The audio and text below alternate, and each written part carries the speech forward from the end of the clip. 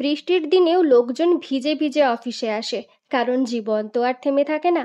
সেদিন সকালে ঘুম থেকে উঠেই বাইরে বেরিয়ে দেখি বৃষ্টি পড়ছে। বর্ষাকালের প্রথম বৃষ্টি বলে কথা। একটু ভিজেও নিলাম, ভীষণ ভালো লাগলো। তারপর পড়াতে বেরিয়ে পড়লাম।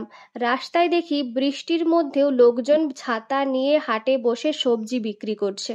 বৃষ্টি থামুক বা না থামুক, জীবন কিন্তু থামে না, তাই না?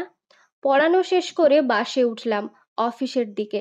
বাইরেটা দেখছিলাম, ভেজা রাস্তাগুলো কেমন ঝাপসা লাগছিল। লোকজন ছুটেছে বৃষ্টি গায়ে মেখেই। অফিসের রাস্তায় তো দেখি ভালোই জল জমে গেছে।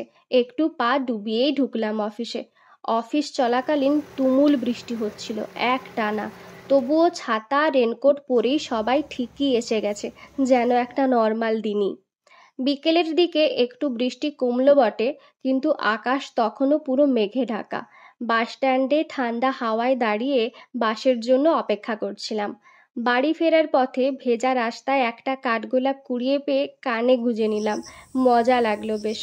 তারপর বাড়ি ফিরলাম। ভেজা রাস্তা, ঠান্ডা হাওয়া, নরম আলো, সব কিছু মিলিয়ে শান্ত মুডে একটা দিন শেষ হলো।